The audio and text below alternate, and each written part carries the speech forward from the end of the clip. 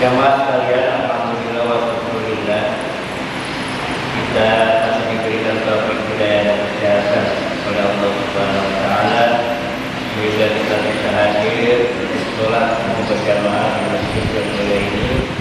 Kita lanjutkan dengan kajian kita ke 80. Coba dilihat halaman 141.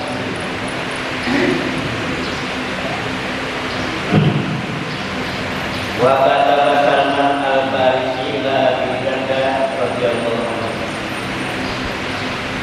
Telah menulis oleh Salman al-Farisi, telah menulis surat Salman al-Farisi kepada Abu Darda. Mudah-mudahan Allah meridhai keduanya. Ya akhi, iyyaka an tajma' min ad-dunya ma la tu'addi syukran. Wahai saudaraku, jauhkanlah engkau mengumpulkan dunia sesuatu yang tidak engkau bisa tunaikan untuk mensyukuri.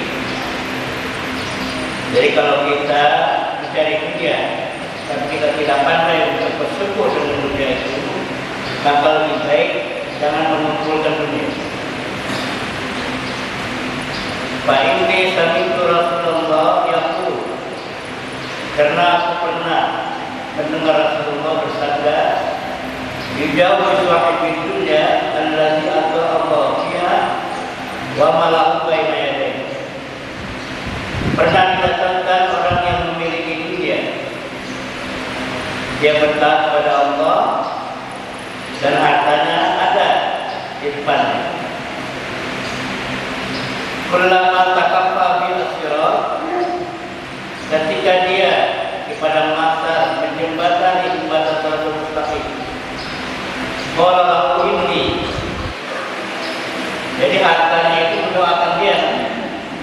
Kalau harta itu disyukurinya, diinfakkan, dizakatkan, disedekahkan, maka harta itu akan mendorong pemiliknya, mendoakan pemiliknya dalam jembatan siratal mustaqim, jangan sampai terkecil.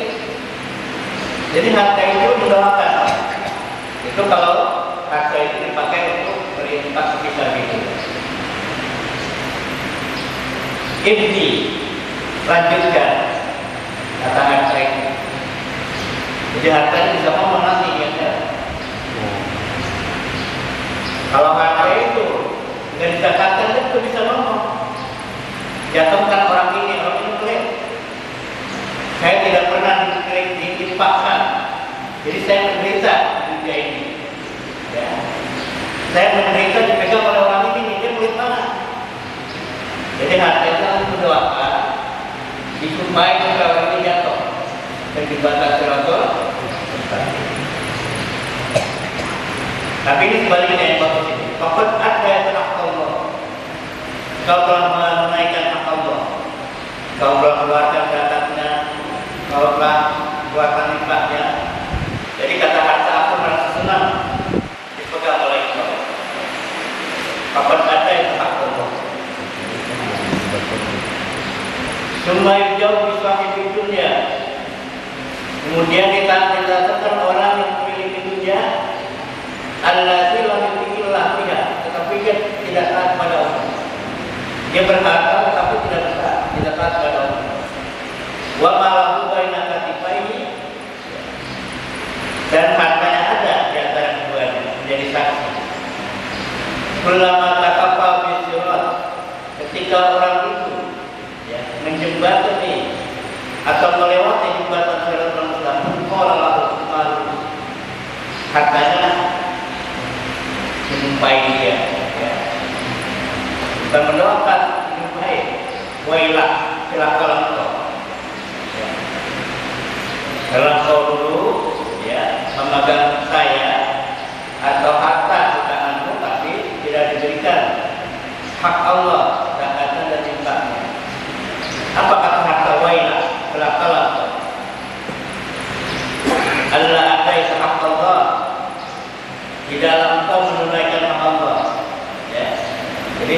mengeluarkan zakatnya, infaknya dan sebagainya. Di pamayada tadali hatta yakin luai bertumbuh. Karena atas seperti itu keadaannya, maka dia mendoakan supaya orang yang berharta itu selamat. Jadi sebenarnya kita udah di akhirat, di dunia juga semenjak kita keluar dari rumah itu ada dua malaikat ya yang mendampingi di kiri kanan kita. Ya. Jadi yang pertama, malaikat pertama itu di kanan, ya, dia mendoakan, ya Allah berikanlah keberkahan orang ini kalau dia nanti telah menginfakkan hartanya. Sebelah kiri itu mendoakan, ya Allah binasakanlah orang ini karena dia tidak memberikan hak kepada harta. Jadi itu sejak kita keluar dari rumah itu dua malaikat berdoa. Jadi kalau di tengah jalan kita berdoa atau memberikan infak, bersedekah, maka malaikat itu berdoa, berilah keberkahan kepada orang. Tapi sebaliknya, kalau ya, kita tidak melakukan kebaikan apa-apa dengan harta kita, dengan uang kita, maka di tengah jalan itu berilah orang itu binasa supaya kesialan daripada harta. Jadi sebenarnya dari dunia itu sudah didoakan dua malaikat. Wa qala sallallahu alaihi wasallam, Nabi bersabda, idza matal abdu apabila seorang hamba telah meninggal dunia, qalatil malaika ma qudima. Malaikat berkata, apa yang sudah pernah diperbuat. Wa qala annasu ma khalaqa, karena manusia itu apa yang pernah ditinggalkannya.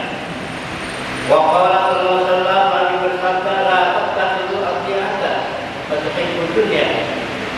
Janganlah menjadikan sesuatu hal yang bersia-sia dengan mencintai dunia yang berlebihan.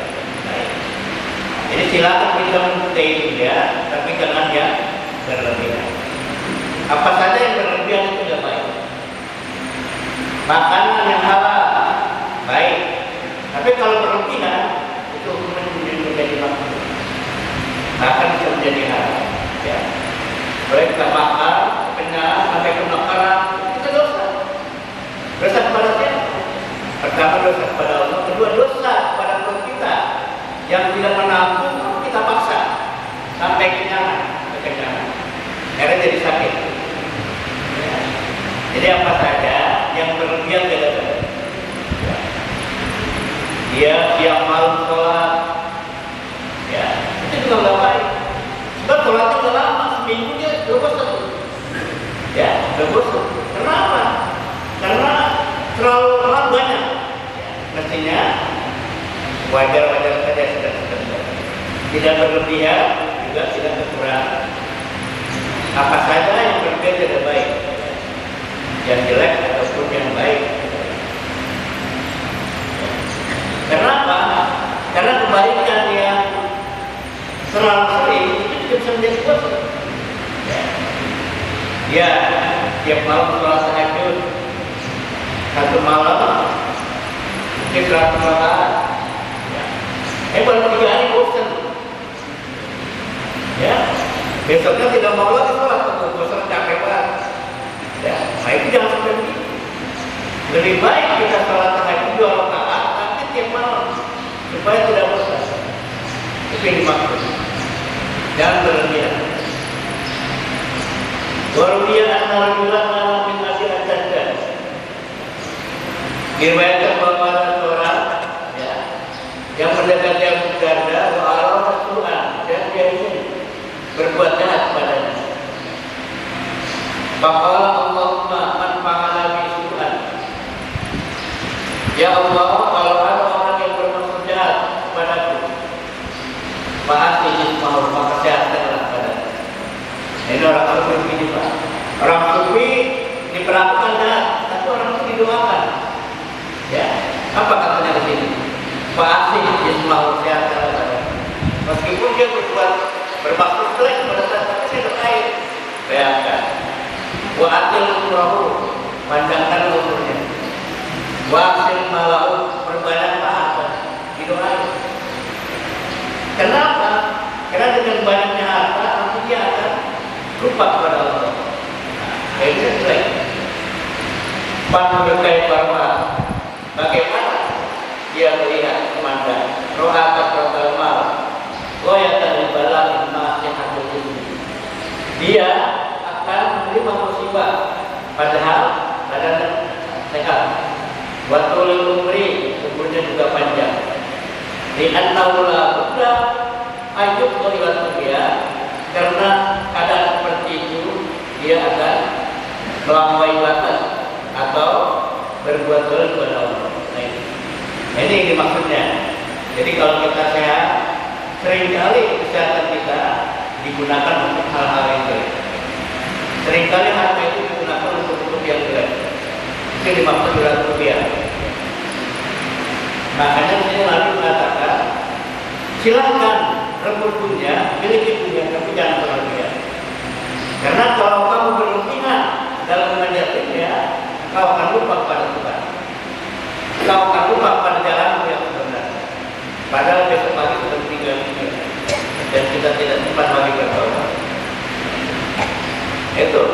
Jadi kesehatan yang kita miliki adalah digunakan dengan sebaik-baiknya dengan cara bersyukur. Ya. Karena apa?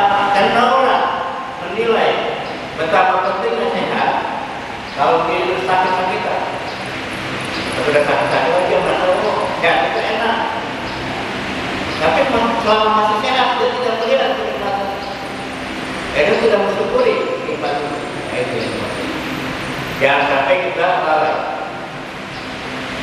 Bahwa dia alim terlalu, doa alim terlalu jadi aman kalau kaki. Dan alim pernah meletakkan satu ilham di pundaknya semua kolam.